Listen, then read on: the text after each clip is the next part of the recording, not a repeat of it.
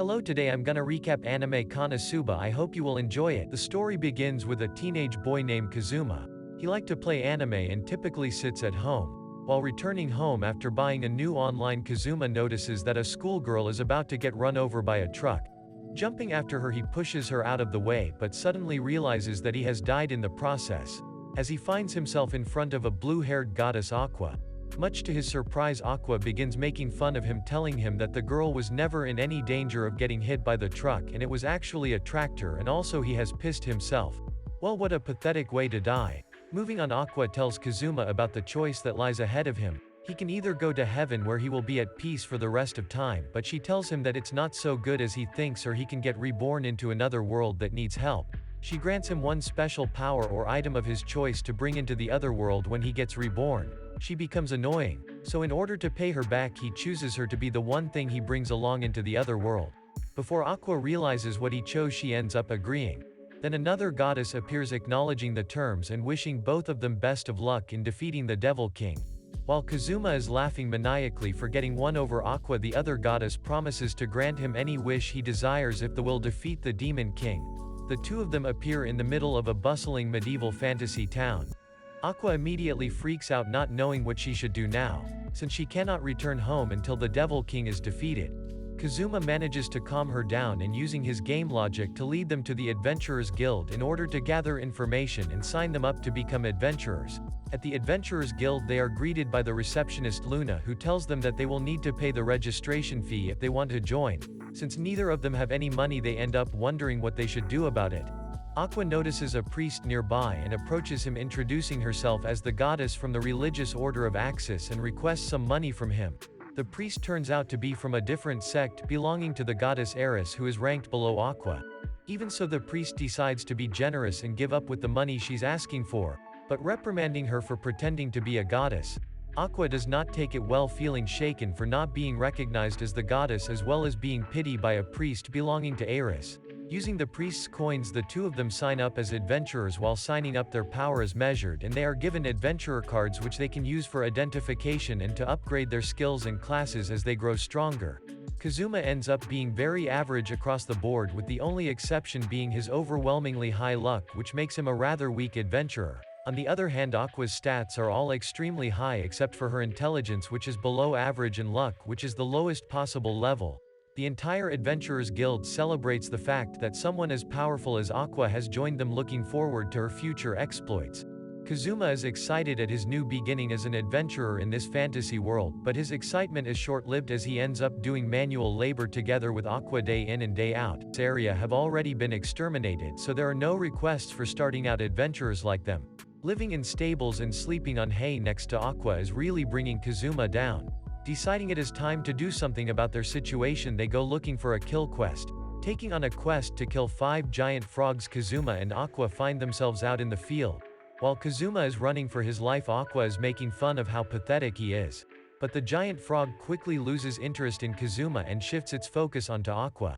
Since she is not paying attention, the frog easily jumps up to her and swallows her whole. Kazuma pushes himself and somehow manages to defeat the frog and rescue Aqua. Completely covered in frog slime, Aqua thanks Kazuma for saving her life. Noticing another giant frog nearby, Aqua decides to take out her frustration on it. Charging at it with full power, she punches the frog. But the attack does not seem to faze it at all. Just like that, she gets swallowed again, and it is up to Kazuma to save her. Returning to the guild, Kazuma decides it is for the best if they look for other adventurers to join their party. Aqua reassures him that everyone will want to join their party because she is there. But as time passes, no one seems interested. Just as they are about to give up, a girl with red eyes and a large pointy hat appears before them. She introduces herself as Megumin, the archwizard. She's telling them that she specializes in explosion magic. She is overcome by weakness and collapses. Apparently she has not eaten in days, so Kazuma offers to buy her a meal. At first he thought she was making fun of them because of her strange name and speech pattern, but Aqua explains that Megumin is a crimson demon and they tend to be that way. Deciding to give her a shot, they bring her along to hunt the remaining giant frogs for their quest. Aqua tries to show how powerful she really is and charges at one of the giant frogs.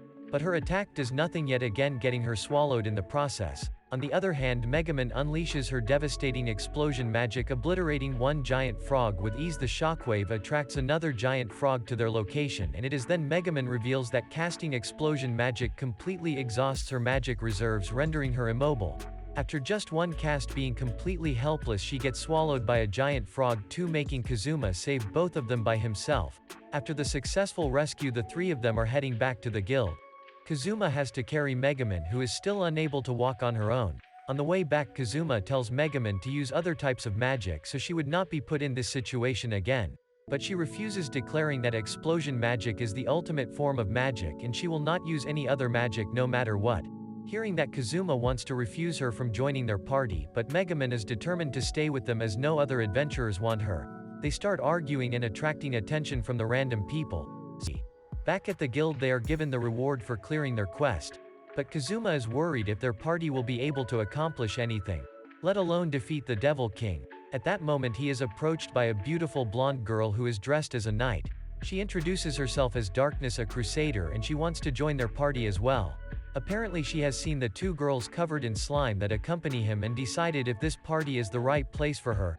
Kazuma warns her that their party is very weak and they are most likely going to get eaten by monsters, which only seems to make her even more motivated to join.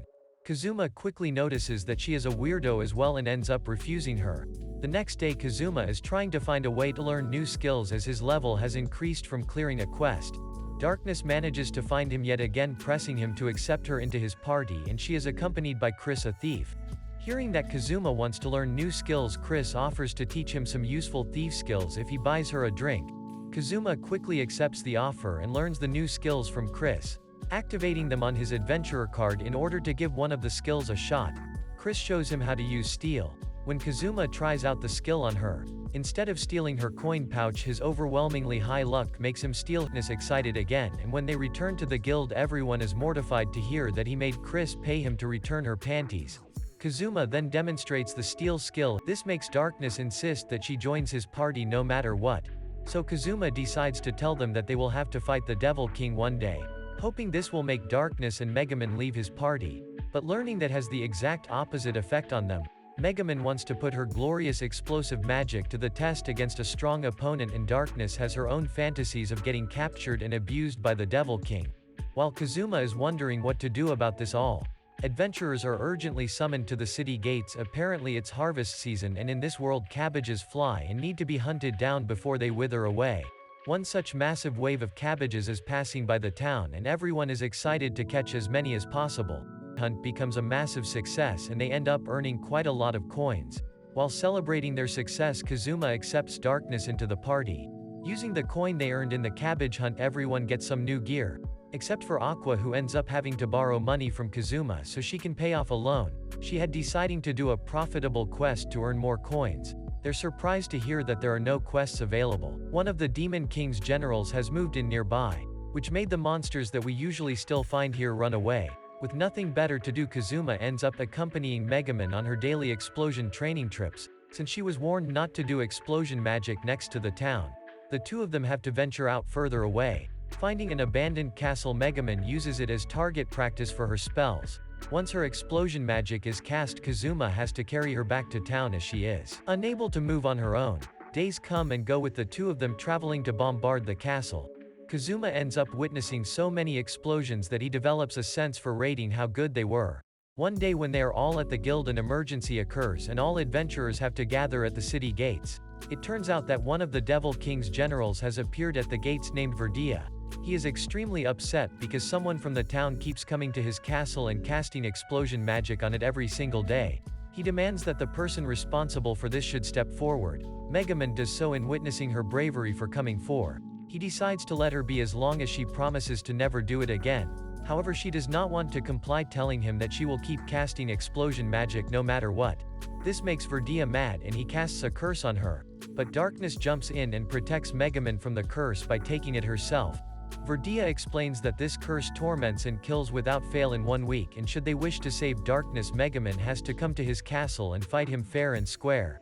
Verdi's speech is derailed when Darkness starts going on about her only to use, and weirded out by Darkness, Verdia reminds Megumin of what she has to do before leaving. After Verdia leaves, Megumin makes preparations to go to his castle and Kazuma decides to accompany her. But before they can leave, Aqua uses her godly healing powers to dispel the curse from darkness with no issues. Everyone is surprised by Aqua's power as this is the first time she has done something useful. But that's the end of this video. If you enjoyed the video, give it a like and don't forget to subscribe and turn on notification, and I'll see you in the next video.